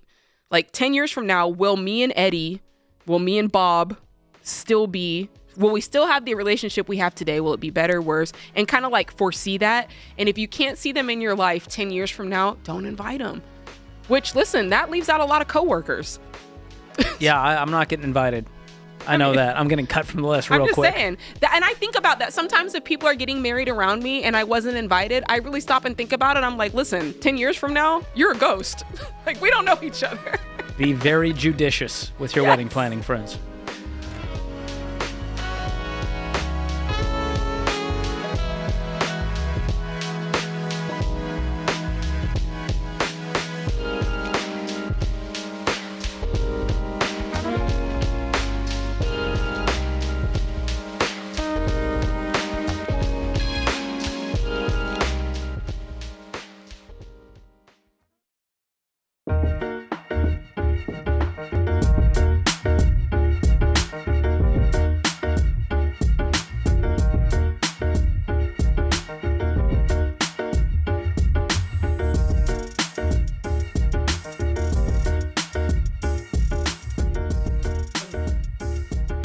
Well, if you're tired of living paycheck to paycheck and feeling like you just can't get ahead, number one, I've been where you are. And I'm going to tell you, the antidote is you need to join our free Every Dollar trainings, guys. There are new trainings every single week this month, and they're all hosted by one of our Ramsey personalities. I actually did one today, George, on my lunch break. Wonderful. Yep. And we're going to show you how to stick to the budget and even find up to $3,015 of margin using every dollar. That's impressive. It's a lot. 30 days, $3,000 on the line. Come on. What do you got to lose? Nothing. Your debt. Hey, okay. In distress. That's what I'm talking about. Plus, you can ask any questions that you might have during a live Q&A that takes place at the end. So if you're interested in that, you can sign up for free at ramseysolutions.com/webinar. Be there or be square. All right. Scott is in Orlando, Florida. Hey, Scott, how can we help? Hey, guys. How's it going? Doing good. Good. There was some intro music whenever I signed in. I got a feeling that's the last time I'm going to be dancing. I got a bunch of debt, and I've just started listening to this show, and I've realized I need to make some changes. And so I was just calling for some advice. Well, the good news is this is as bad as it's going to get. It's up. It's going to be easier from here on out. How much debt do you have? I've got about $300,000 in debt. Okay, break it down for us. It is, most of it's student loans. I got about $220,000 in student loans. And then the rest of it is IRS debt. I have about $80,000 in taxes I'm going to have to pay back. Wow. Were you self-employed? How'd you rack up $80,000 to the government? Yeah. So how I ended up in both of these situations, after college, I turned pro at golf, and I traveled around playing golf. And so this year I got audited for, I've been using a Schedule C. I got audited for all my tax years from, 2015, 16, something like that. And the auditor felt as if it didn't cost as much as it does for me to play. So I had some losses on some of those years. And so he disallowed all of my Schedule Cs and then said I owe this money back. Okay. So that's kind of how I ended up in that part of the situation. And then the same thing with the student loans is like, while I was traveling in the world or traveling the country playing, obviously I wasn't paying back my student loans, and that stuff was just racking up. So what was your degree in? I got a bachelor's in business management. I have an MBA, and then I was about halfway through a PhD. Wow. I decided at a point that it was time for me to stop that. Once I started, listening to you guys, I realized all I'm doing is continuing to borrow money and put myself in a deeper hole than I don't believe based on what I do for a living. Are you still golfing professionally? I am still doing it, but I'm doing it in a much different way to where I'm just doing stuff locally. And if I can get to the point to where I'm, playing at a high level to where I can make some good money doing it, then I will. What kind of money do you make? From work? Just, golfing, work, all of it. Yeah. In general, I make about $120,000 a year. Good. Are you using your degree right now, doing something full-time, and then golfing on the side? Yes, I'm working full-time, just like as a district manager in retail. And it allows me to have a little bit of flexibility to be able to practice and stuff like that during the days. And I also have a girlfriend I've been with for a very long time, and so she makes decent money as well. So that's how I'm able to even be able to still play some and participate some, because I got to put up all that money myself for these events and stuff like that. So, are you doing any coaching lessons right now? I do just a little bit. I do this program where I teach veterans or people that have been wounded in the military, and the PGA gives us a little bit of money for doing those lessons. It's not a lot. I probably make like about $4,000. Okay, but on top of that, could you start consistently coaching and doing private lessons? Because you can make good money doing that locally without having to travel. That would be a great idea, and it's something that I think I need to figure out how I can just get started doing it. I mean, I'm certified to teach, and you've got an MBA, so you know how to start a business. That is true. Definitely true. And I lost, just so you guys will know, I had, when I was playing pretty well, and my agent stole all of my money, and No, it's fine. It was my fault. I didn't need an agent, but I didn't know. When you're 21, sometimes you just don't know stuff. And so, oh, that's tough. He stole about $250,000 from me, and and so that was everything I had. And then I just started borrowing to try and keep going, and that's how I ended up here. So you're back here. You're back here. You have checked that the $80,000 that you owe to the IRS is legit. You actually do owe that money. Good news is you have a good income and a lot of ways that you can supplement that on top, which George outlined. So from there, kind of how can we help?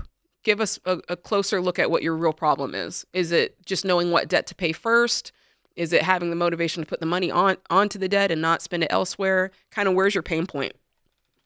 I mean, I'd say that's the biggest thing for me. I find myself spending money on stuff that I don't feel like I should or even deserve to spend money on, and I just got to make some better decisions. So I was looking for, I just needed to talk to somebody, to be honest. I'm just getting going on this, and I really wanted to talk to somebody that could at least maybe has been through somewhat of it. To just help. Hey, Jade Warshaw's been there, man. Listen, I mean, what was it, $468,000 you guys paid off? When he said his student loans, $220, we had $280 of student loans, and our total amount was $460, not including our mortgage. So I kind of feel where you're at. And hey, here's the good news for you, Scott. You're making far more money than Sam and I were when we got started.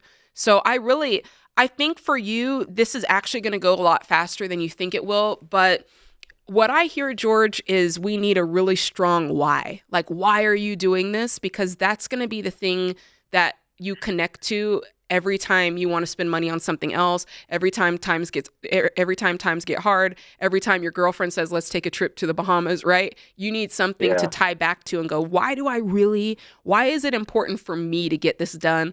What's it going to mean for my future? What's it going to mean for the life that I see myself living?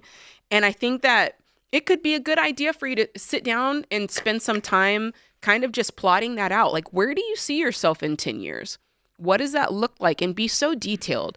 Does it look like you having your own golf business where you're teaching lessons? And I don't know, I'm just making something up. Does it look like you, I don't know what it looks like. Only you can know that. Do you run a golf shop full time? I don't know. But the math here is how much can I make and how little can I spend to create enough margin to tackle this without it taking a decade? Mm-hmm. And so the math there is pretty simple. If you can throw $4,000 a month at the debt, you're done in a little over 6 years. If you can throw $5,000 at the debt, we're done in 5 years. And so you can start to kind of get a picture of where you're going to be 4 or 5 years from now based on how much you're currently throwing at the debt. Mm-hmm. And if you don't like the number you see, increase the income, decrease the expenses. And so like Jade said, you need to have your I've had it moment, this I'm sick and tired of being sick and tired versus I guess it's time to pay off this debt. Might as well get a start on this. Time. I want to feel some urgency here to where you go, I'm going to be working every single weekend. My girlfriend's not going to see me. Mm-hmm. And maybe marriage is in the future and you guys combine incomes and that speeds up this whole process. Yeah, and I listen, I do want to take you to task just a little bit on the girlfriend thing because I don't know, and you can stop me if I'm wrong because I just want to be your friend here. It's what I heard. It sounds like you and your girlfriend, are you guys living together? We are living together, yes. And so it kind of sounds like you're combining your monies a little bit, and that's making it feel like you have more than you really have. And I have a feeling that if you were on your own, in your own space, with only access to your own money, I think you would feel the weight of this a little bit more or a lot more, and it would cause you to get that fire lit under your butt like you need. So there might be part of this that, do you see what I'm saying? Put yourself in a position to win and to feel the things that you need to feel. Because you know, you're an athlete, like you're a competitor.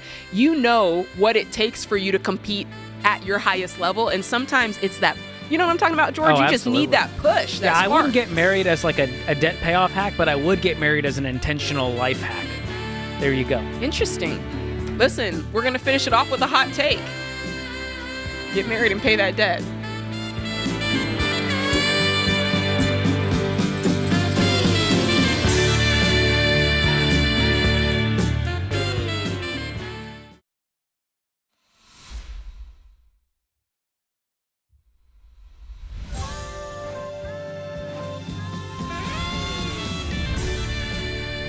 All right, welcome back to the Ramsey Show. We're here in the Fairwinds Credit Union studio taking calls about your life and money.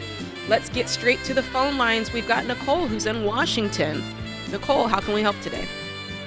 Hi. So my significant other and I have been together for about 5 years, not married. And I've been contributing toward the mortgage for about 4 years now. And in addition to that, I have probably also contributed about $12,000 toward house remodel and property updates. And we started the conversation that we need to figure out how to protect me financially since I'm putting money into the home, and hadn't really got very far. And then to add to the complication, my significant other's father built a shop on our property, and so now we have a third party who has basically invested in the property, and we're really stuck as to kind of like where to go from here. Wow. Yikes. Okay. Well, here's the simplest answer. Get married. Well, I would love for that to be the simplest answer. What's stopping it? Well, a couple of reasons. So his divorce, my significant other's divorce, was finalized in 2022. Okay. And so he's a little marriage shy. His ex cheated on him, and then he had to pay out a lot of money financially for the divorce. And right. Did he go to counseling? He did not. Okay. He's not really a big fan of counseling. Well, does he want to get better? He's a fan of a renter with benefits, so I think he can't have it both ways here. You're clearly resentful that you're paying toward this thing that you don't own, which adds a lot of risk to your life. Because if you guys broke up tomorrow, you get nothing. And it's been 5 years. It's not like it's been 5 months. I'm actually not resentful. I was fully aware that this might be the case going into the relationship. It was we're both in our 40s. It was actually a very thorough discussion that it might take him a while to get to the marriage, spot again. But then there's also is there a cutoff though? Because 5 years is a long time. Let me tell you, I admire you have had patience here, and I admire your ability to try to see it and walk in his shoes and understand it from his perspective. I think that's great. But what I do think is missing is there's no time frame. And there's no skin in the game on his part to actually heal and move forward and commit to this relationship other than you helping pay his bills and renovate his house. Mm-hmm. And I think you deserve a little more than that. Oh, he is totally on board that I need to be protected here. Mm-hmm. He is not questioning that at all. So how can we do that lawfully and not just a spit shake agreement? Right. Well, so there's that. It's my financial contribution, but now there's also his father's financial contribution toward the property. And I had started doing my research, but all these terms kept coming up, and I started to get really overwhelmed by everything. And also in my search is when I started stumbling across all the Ramsey stuff. And so I was like, maybe I just need to call. Yeah, you're right. The father-in-law adding a shop to the property definitely threw a wrench in things. Okay, let's look at this as it is. So the house is completely in your boyfriend's name, yes? Correct, yes. Okay, and you guys, I guess it sounds like you're splitting the payment every month? Yeah, so we basically, everything's cut down the middle as far as standard expenses go, mortgage, utilities, all that. Okay, and then you've also put $5,000 into a remodel. No, about $12,000. $12,000. So here's the thing. I'm about to say something, but it's going to sound ridiculous even coming out of my mouth. I mean, if you wanted to create some kind of contract, you could get with a lawyer and say, here's the amount that I've put in so thus far, and then you come up with a cutoff date of once I get to 50,000, here's what must happen. And, I also get my 12,000 back, and you guys sign it and agree. But what kind of relationship is that? Yeah, I don't. That's kind of where it gets complicated, is because I don't want it to be just a strict Then your other option is you move out and you get your own place and say, I live here, which is a great idea, by the way. I live here, you live there. And when you're ready to commit, we'll get married and we'll move in together. And Mama, there's where your leverage lies, right there. That's where it is. Yeah, I guess. And when I say leverage, I'm not saying it in a negative way. I'm saying it in it's best for both parties. He's not ready to commit, and he said that, and that is fine. Like, I'm not mad at him. I get it. That makes total sense. But hear him when he says he's not ready to commit, and the best way to honor that is go, okay, I'm not going to put you in a situation where you're feeling forced to commit, or worse, where I'm not getting honored in this relationship. So just live in your own space and date like normal dating people do. Well, I mean, we've talked about this. Like, he is committed to me. Like, he is not looking to date anyone else. I understand that, but he can be committed to you. And if you're talking about what you said, which is, how can we keep me safe? And you guys both say, hey, yeah, we want to keep her safe. Nicole matters here.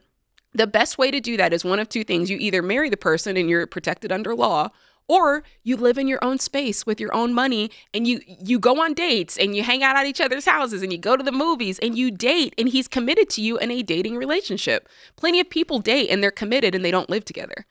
And by doing that, that's how they protect themselves. We're not questioning his love for you. We're just saying you're very committed financially to him right now, and he's uncommitted relationally by law. And that's what's putting you at risk right now. So the question on the screen, how do my boyfriend and I protect our investments? You don't have any investments right now.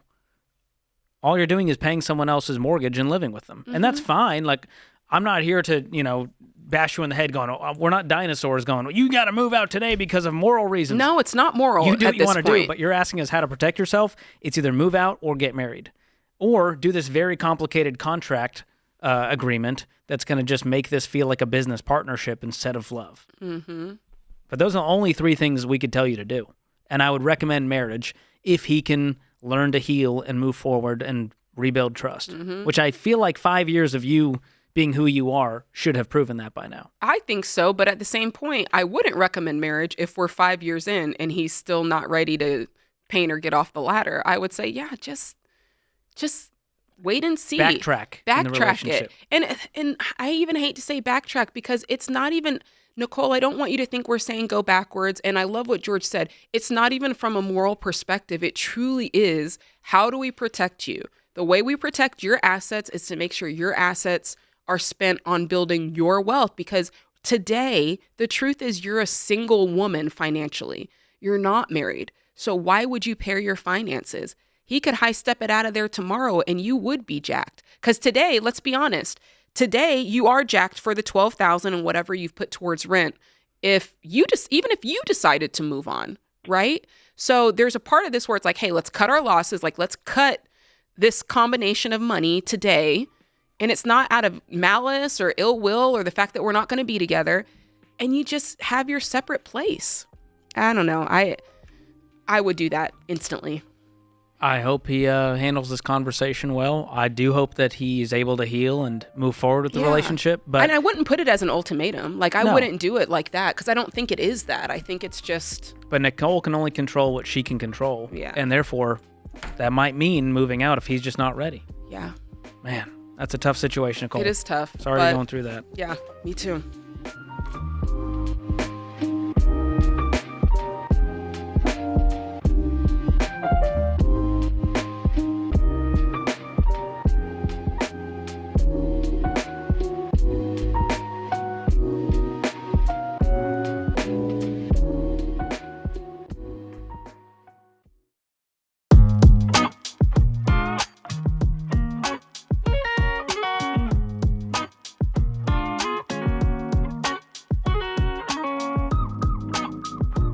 Okay, something that George and I were talking about during the break. All right, James, permission to proceed. Trust me, it's good. So you have to say granted.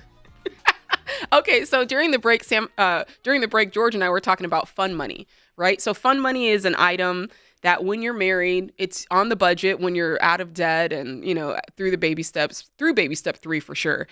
And it's instead of the allowance, people call in, they're like, I gave my girlfriend or I gave my wife an allowance. And we're like, no allowance, fun money, right?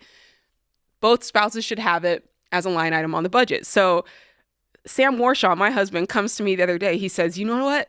I'm going to start saving my fun money so that I can have like a big chunk of it and do what I really want to do. And I'm like, saving your fun money? So this brings up a point, George. Is it ethical? Is it ethical? Does it roll over? That's the first question. Can you roll over unused fund money? Does unused fund money roll over is number one. Like number PTO. Two, yeah, like PTO. Is it unused? Number two, saving it up. Is there a moment that it's like... Is it too much? Is it too much? And where do you keep it when you save it? Is like just in the sock drawer? It depends how you do your budget. Yeah, the people need to weigh into this. Okay, what do you think? Is there a moment where it's like, hey... I said he legally found a loophole in the budgeting system. It's in legal. The Matrix. Yeah. That if you had $100 a month and instead you want to not use any of it and spend $1,200 at the end of the year... Why not? Be my guess. But the question is he really not spending anything those months, or is he somehow still finagling it in? No, the truth, Sam, most months, Sam does not spend his fund money at all. I spend it. Because I'm like, it's laying there. Maybe I'll spend it. I think we need a new rule. Does it get to be rolled over, or must it be used each month in order to create fun? I think it can be rolled over. I think it should be rolled over. Okay. And then maybe when you hit a certain... Sam, you just got freed, my man. You're out of jail. You can do what you want now. Jay just said it. Get out of jail free. Listen, am I setting all the other people free out there as well? Here was my hot take. If it was, I would agree on a certain amount. And if it's a bigger goal, let's just set up a separate savings goal for that as a family so that it doesn't feel out of line. Right, because I could see him saving up for a long time and like buying like a golf cart or something. Okay, it could be 10 grand, 15 grand. To which I would say, don't spend your fun money on that. Like, let's us save up together. A new line item of $1,000 a month. In 12 months, we'll have 12 grand for that golf cart. 12 grand for a golf cart? Is that how much they are? You just told me that. Now, here's the thing. Golf carts I found, Jade, you can go on Facebook Marketplace and find one for $2 grand. Listen, let's get more on that level. But I know Sam Warshaw. He's pretty bougie. He wants it to be, murdered out, speakers. Murdered out? Yeah. Just all, real? Blacked out. Like all matte black. I think I can see him cruising around the neighborhood. Wow. In his golf cart. Heads turning, speakers bumping. You could see that. Listen, it's something to talk about amongst yourselves with your married couples, We had a call around that like earlier this year. I'll try to dig it up and see what the discussion was. What did we say? Yeah, this is interesting. I like it. Speaking of your budget, speaking of coordinating your money with your family, with your spouse, coordinating a Financial Peace University class is a great way to stay motivated on your own baby steps journey while encouraging others. If you don't know, Financial Peace University is an amazing class. It's a system that we teach the baby steps through, basically. And when you lead a class, you get access to FPU lessons, Financial Peace University lessons. You get access to the premium version of Every Dollar, which is the all-new Every Dollar we've been talking about, plus additional content and perks free for the entire year. So there's a lot that goes along with it. That's our gift to you for coordinating the class. That's right. You'll also get support from a community of other coordinators, our team of experts, and tons of free resources to help you lead your class. So yeah, basically what that's saying is we don't just put you out there in the world to teach this class. We give you everything you need. We give you the book to teach from. We tell you literally word for word what you can say. So if you feel a little bit nervous about it, you can follow the script. If you're like, I don't do a lot of public speaking, that's okay. We're going to do the teaching part. You're going to coordinate and be the face in the class, encouraging and supporting your group. Perfect. Couldn't have said it better. So for this year, we've seen over $75 million in debt paid off and money saved from FPU classes alone, which is pretty crazy. So if you have a passion for serving others, this is a great way to help others experience the life change that you've seen for yourself. And George, I can tell you, when Sam and I were paying off our debt, we coordinated FPU classes every year, sometimes twice a year. And it's a great way to stay motivated, keep the material in front of you, and help others in the process. So if you're interested, go to RamseySolutions.com/FPU to get your first class set up, or you can click the link in the description if you're listening to this on YouTube or a podcast. All righty then, let's go to Teresa in Iowa. What's up, Teresa? Hey, how are you guys doing today? We're great. How can we help you? Great. Well, I owe over $40,000 in credit card debt, and I am contemplating taking a $50,000 withdrawal from my TSP account to pay those off because the interest rates are so high on them, and just give myself some relief and get a fresh start. And I want to know what your opinion on that is. How much is the credit card debt? It's over $40,000. Ooh. And it's several cards? It is. Okay, so if you were to line them up, smallest to largest, how many is it? 8. 8. Okay. And are they in collections? No. Okay. And what's your income? About 104 a year. 104? Yes. Are you single? I am single. Okay. You also what? I also receive service connection from the military of about $2,300 a month. Okay, great. So what's stopping you from just attacking the debt regardless of the interest? Because the truth is, if you attack this with intensity, the interest isn't going to be all that much. If you let this ride for 10 years, yeah, that interest would rack up. I have been doing that. I've paid off 5 cards already. Good. But it just seems like it's like whack-a-mole. Yeah. Are you doing the debt snowball method, just hitting the smallest balance, making minimum payments on the rest, and attacking that little one? That's what I started doing, and that's how I got the 5 of them paid off. But the largest one that I have is over $13,000. It was for getting something done in my house that was necessary. How much can you throw at these credit cards every month?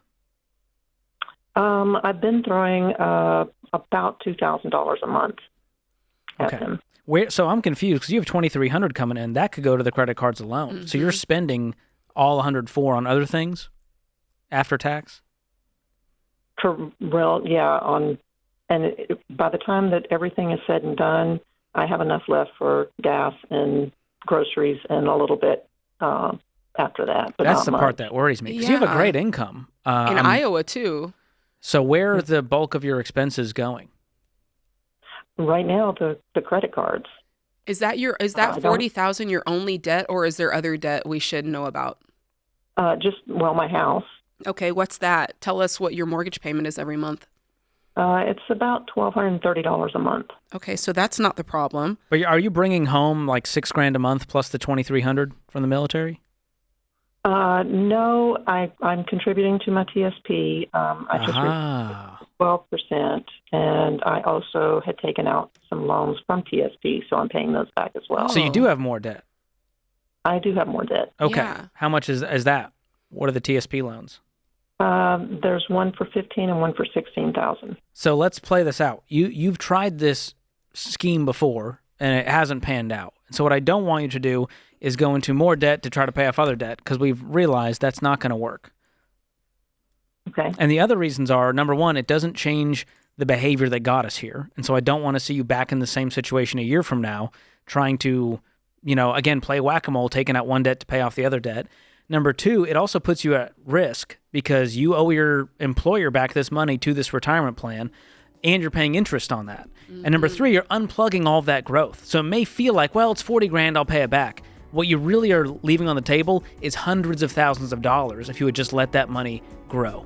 So for those reasons, I would use that amazing income and figure out in a budget, where is it going every month? Because you're making great money, I would pause all retirement investing until you get these credit cards knocked out and you have savings in the bank. Yeah, we'll have Kelly pick up and we'll give you our all-new Every Dollar, and we'll let you try it out for a couple of weeks, totally for free, see how you like it. I guarantee you will.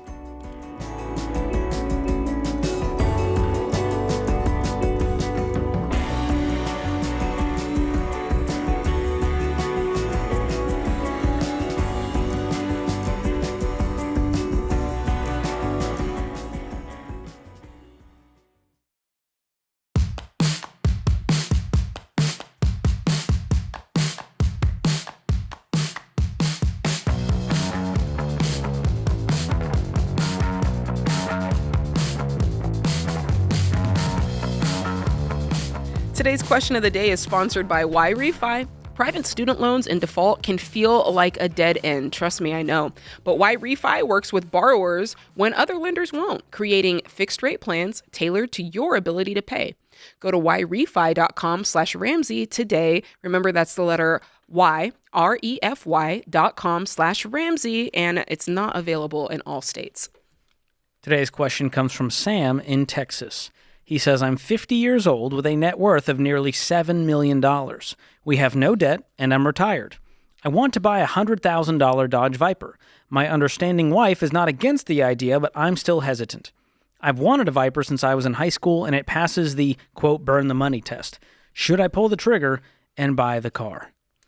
Goodness, this is like the most humble brag question of all time. I mean, come on. Just buy the car. If you don't like it, sell the car if you feel that guilty. But this is a tiny portion of your net worth, of your world, and that's how we look at these things as ratios. Mm-hmm. The other parameter is you don't want more than half of your income in cars, mostly because they're going down in value, and so it's not a smart move for your wealth building. You've already built the wealth. You're 50 years old. If you just let half of this money ride out there, you're going to have a very sizable net worth. Every 7 years, that money could double. That's invested. So if you think about that, when he's 64, he could have $14 million if most of this is invested. You're going to be okay. The car is going to go down in value. It doesn't matter for your world. Just go buy the Viper and stop yapping about it. Let me hit you with a technicality. At what point, net worth-wise, do you think the 50% equation dies out? Ooh, I think what I'm talking about? Yeah, once your net worth is producing enough income to cover all of your expenses and more, to where your retirement's covered, you're going to be just fine, especially at 50. The 50% rule can kind of drop off. Yeah, I agree with you. So unless their lifestyle is astronomical and they're spending $1 million a year, which I doubt they are, just buy the car. And what you'll realize is it's fun, and it's still just a car, and it didn't change your life. So go do it so that you can say you did it. And it's a cool thing, and you're going to be looking for heads to turn at the stoplight, and eventually other Dodge Viper fans will be looking over. That's right. Very cool. I don't know. I see fancy cars like that. We have a lot of wealth in this county that we're sitting in. Williamson County, It is one of the wealthiest counties in America. I think it's in third, number 11 or something. 11. You're right. So we see a lot of nice cars. And I'm unfazed by it. And the flashier the color, the more I go, how much attention are you looking for, man? You want to know what, though? And I'm not a car person, but I'll be honest. Sometimes a car will drive by and my husband will be like, oh my gosh, like that's a brand new Tahoe or that's a brand new Cadillac. And I'm like, it is? Unless it's like a sports car, like a Lambo or like something that's really crazy, I typically can't even tell that it's brand new just by looking. Take it to the car wash. You could fool me. Shine I'm it happy for you, Sam. You've done really well. You guys have no debt. You're retired at 50. You're doing incredibly well. Go buy the car. You've earned it. Do it. Love it. All right. That was easy. That we got was one easy. win in today. Sam, Yes. Sam, send us the photo when you get that Dodge Viper. Absolutely. What's your dream car? Oh my gosh. I think cars are just very utility. So for me, it's just a new Tesla. A new Tesla. Yeah. All right. With full self-driving. Oh gosh. I know. I trust You're it. on your own. Here's the thing. I trust it more than my own driving. Wow, that's saying something about you, George. All right, let's go. You trust the computers over your own self? Yeah. Oh, man. Yeah. What about the other people on the road? Yeah, have you watched them? They all are on their they're phones. crazy. I dare you, Jade, while you're on the interstate, go see how many people are just staring at their phones while driving. Oh, I've seen it. Please let the computers take over because we clearly are not in a spot to do that. If you want to give yourself anxiety while you're driving on the highway, just think about what must be orchestrating at all times. The fact that we're not just all crashing into each other is pretty crazy. It's really a miracle. All right, let's go to the phone lines. We got Judy, who's in Michigan. Hey, Judy. Hi, George, Jade. Hey, I have a quick question. We've been listening to Dave Ramsey since probably 93, 94. Nice. We had bought a 40-acre parcel in northern Michigan as our vacation property. Beautiful. And we've achieved the millionaire status. Woo-hoo. Kids are out of the house, and now we're retired. And we want to invest like $306,000 into getting a vacation home built on our property. We have an existing home there, but it's beyond repair. So we're going to have that knocked down, build a new home on it.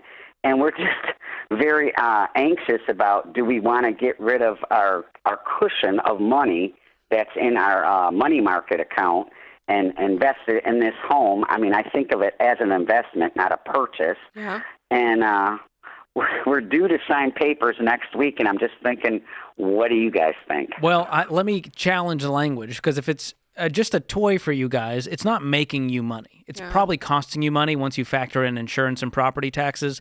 Yes, there'll hopefully be some appreciation. But you're not selling it. Just free yourself and go, we've earned it. We've worked really hard. So how much cash are we talking out of your total nest egg?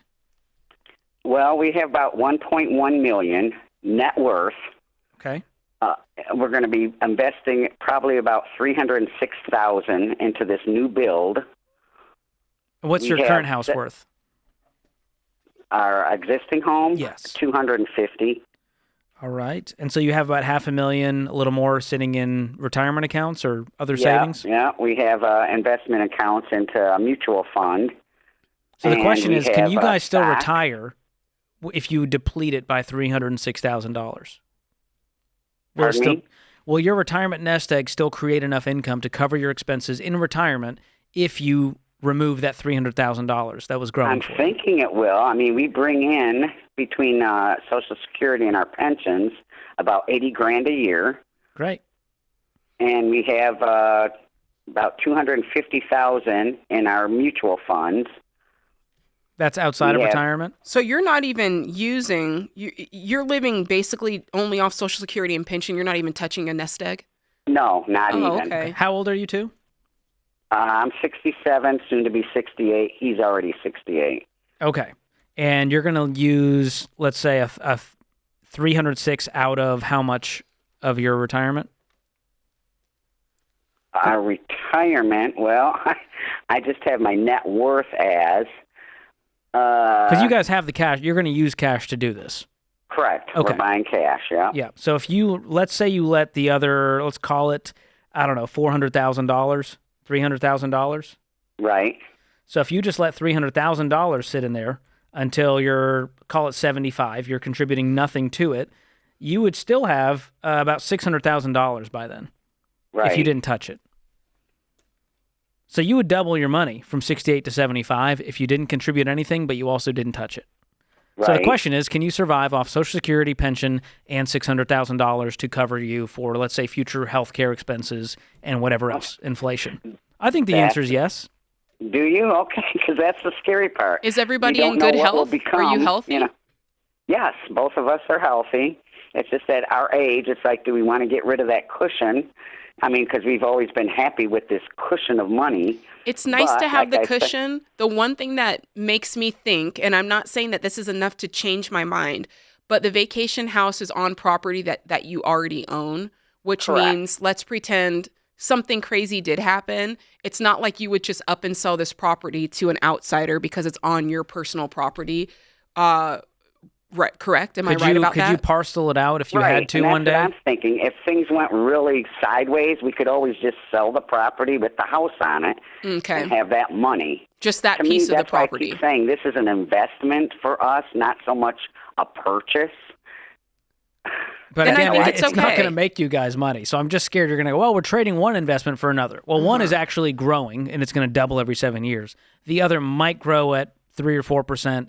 And you're paying the property taxes and insurance and maintenance and upkeep on it. So I would sit down with a financial advisor. Do you have one right now that you trust? No, we don't. Okay, I would jump on to RamseySolutions.com, click on SmartVestor Pro. I would have a professional sit down with you guys, lay it all out, lay out all the scenarios to give you confidence. Because this is a big purchase. It is big. I would not trust just a 5-minute radio call to go back, yep, boom, we're going to go drop half our retirement on this thing.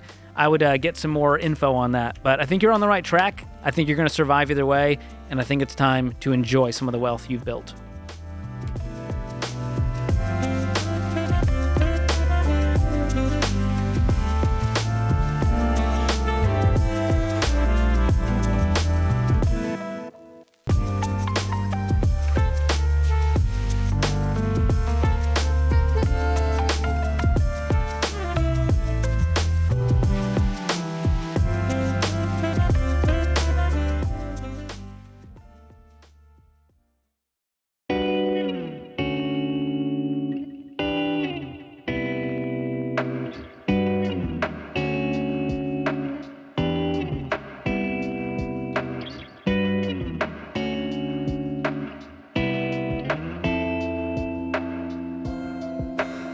Ramsey Show's scripture and quote of the day, Matthew 7:16. By their fruit, you will recognize them. Do people pick grapes from thorn bushes or figs from thistles? No, they don't. Tricia Cunningham said, the individual who says it is not possible should move out of the way of those doing it. I like that. Listen, get out the way. Get out. She went ludicrous on him. Luda. All right. Full Luda. We love to see it. Love it. All right. Hannah's in Wisconsin. Hannah, how can we help today? Hi, I'm calling. I'm a working stay-at-home mom currently, and I am working on baby step 1 and trying to think of any possible way I can make that happen a lot faster than what seems to be going on right now. Yeah, what do you think's the holdup? Is it you're putting the money aside and you're just having to pull it right back out? What's happening? I think between bills and income, limited income, that's the main reason. But I usually go into town and work with the kids as much as I can. And then when my boyfriend comes home to keep the kids, I work in the evenings. Mm-hmm. So I'm going in and out of town twice a day sometimes. I already sell what I can, eBay, Facebook, local Facebook groups. Yeah. One of the things, I guess, I know that you guys frown upon like children's savings. I have a few piggy banks that are not earning any kind of interest, just change in a piggy bank. But I didn't know if that's when you say kids piggy banks. When you say kids piggy banks, are you really saying like, hey, I've got children, they've got money in their piggy bank, maybe I can tap into that? Is that what you're saying? Like a ceramic piggy bank you're going to hit with a hammer and get the change out to try to hit your baby step 1? Literally. Listen, yeah. I wouldn't touch the kids' money. I mean, what is it? Okay. It's probably... Is there like $1,000 in there, or is it like $20, $50? Well, there's change. There's cash and change, and I don't know. I just kept stockpiling change and any gift money. I guess it's a combination of everything in there. So it wasn't money that they got from a gift or worked for. It's money. Hey, I have spare change. I'll drop it in this. Yeah. For them. Do they know about it? No. Oh, listen, I might get involved in that. Here's the thing. Let me frame this up. I just don't know that Coinstar is going to be the solution to our baby step 1 problem. There's something bigger at hand here. There is, and George is right. There's 3 things that we need to kind of hit on. Number 1, the equation is always going to be the same, whether it's for saving money or paying off debt, hitting a financial goal. It's income, right? You have to have a certain amount of money coming in, and it's outgo. You have to cut back on the money that's going out. Something tells me you're at a bare bones budget. I don't know that you are you? Yeah, pretty much. I mean, we don't have internet. We don't have cable. We don't have... Okay, then that means it's an income problem. That means it's an income problem because most people... Here's kind of a parameter, and you can kind of gauge yourself on this. Most people do this, George, in 30 days or less. Like baby step 1 should be a 30-day kind of deal where you're you're like a flash, like a streak of hot, right? You're selling everything. You're working crazy hours. You're doing this in an extreme fashion to get this done in 30 days. It shouldn't be a months and months ordeal. And the fact that it is that makes me think you guys are really low on the income. So tell us about that. So I used to, I have a 4-year-old and a 2-year-old. They used to be in daycare. I had a very well-paying job at the time. And daycare was getting out of control as far as cost. It was $510 a week for my 2 kids to be in daycare. And my net was, without knowing the exact details or recalling the retirement contributions and stuff, I was netting about $200 a month after all my expenses. So decided to quit my job and stay at home to try to save money. So that kind of got me to where I'm at right now. But you said you have a boyfriend, so are you guys living together and he's covering the expenses? Yeah, and I also bring in about $30,000 a year too. Okay. Gross. I think that's part of this is complicated relationally, and it's making it complicated financially. Mm-hmm. Yeah, the $30,000 a year is tough. Like that's going to be tough to live on. Yeah. And how many kids? I'm sorry. 2. 2 kids. 2. How old are they? 4 and 2. 4 and 2. Okay. So are you bringing home like $2,000 a month right now? Yeah, that's the goal. I do, all your delivery, independent contractor type. I'll run like 3 apps at one time just to continuously have offers coming in to go. Yeah. When I'm in town with the kids and after. Now you're juggling a lot. I mean, staying at home plus doing all that and making $30,000 is impressive. But making $2,000 and trying to save up one of those while covering all the expenses on your own, that is tough. Yeah. So what's the future look like for you and boyfriend? Well, hopefully marriage. And once the kids are back school age, hopefully going back to work. One of the biggest hiccups that about 2 years ago we bought a car that we're underwater, and now we owe about $10,000 more than it's worth, and it also needs a lot of repairs. So then I sit there and scratch my head. Do I save up money to get the repairs done just to sell it? Because it's going to be repairs plus the difference just to get it sold. How much debt do you have total? $39,000. Okay, and you're able to make minimum payments on all of those debts and cover all of your bills right now? Yes. You're not behind. You're not going into debt anymore. Correct. Okay, that's good. So you're just sort of breaking even every month without much to throw at your baby step one. Very minimal, minimal. But that's why the baby step one's taking forever. But think about it. You're trying to pay off $39,000, making $30,000 a year. And so the math isn't going to math as long as you're a stay-at-home mom without a spouse that's also supporting you financially. Hannah, his income too is factored into all that. What were you doing before you were doing all of the Instacarts and delivery apps? What were you doing before that, or has that kind of just been what you've been doing as work? No, in October I left my job at Frito. Okay, and what were you making there? Between 60 and 62. Okay, so that's our goal. We got to find something that you can do to get you back up to that earning potential that you had before, which I think could be even further beyond that. But I think it's going to cause you to have to get out of your comfort zone a little bit and really stretch for this, because the truth is there are work-at-home positions. There are things that you can do with a flexible schedule that can earn you more than $30,000. So I think that's where that's your homework. I think that's where your laser focus is going to be, is what can I do with the time that I have? Because the kids, they're back in daycare now, or are you taking care? What's the current state? They're not. My 4-year-old just started part-time 4K. Okay, that's good. And then I have another 2 years with the little one before she starts school. Okay, and the boyfriend or whoever's in your life, is there anyone in your life that can provide some bit of childcare in the day? We're 2 to 4 hours away from any family, and we're both new to the area. We don't know very many people. What caused you to go out there? Distance from the city. We're not city folk.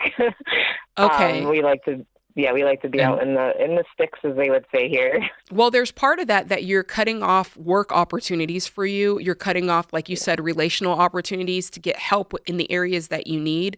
So this is a complex problem, and I think it's going to you need to sit down and have some real discussions about where the priority lies, because if you call in the show and say, hey, I can't save $1,000, and then we find out half the reason is there's no jobs around here, there's no family to help with daycare around here, hey, but we like living out in the sticks. Do you see what I'm saying? Something has to shift in that priority. We need a different variable here to change your result. So would you recommend me going? One of the things I discussed was going back to work, but we felt like we would be back to square one. Most of the income would just be absorbed with daycare. Not if you can get the $60,000 that you were getting at Frito-Lay before. Because why did you stop that job?